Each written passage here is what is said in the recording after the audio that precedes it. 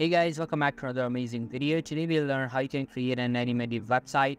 But before we begin, make sure to hit that subscribe button down below. It really helps me out. Alright, so first of all, open up a browser of your choice and go over to Spline website. Log in with your account there. Now, if you don't have any account, then simply create one to continue along. And after logging in with your account, click over on button named New File located at the top right corner. Now create a new cube and change the view to isometric. Make sure that the physics option is enabled. After that, toggle on the motion to dynamic so that small cube reacts to gravity. Now create as much small cubes as you want to show the motion.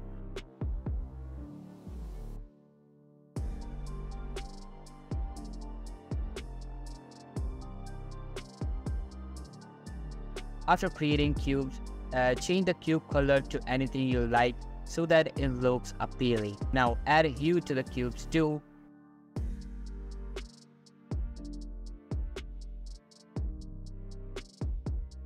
When you are done, click on export and a dialog box will appear. Inside it, the export settings will be available.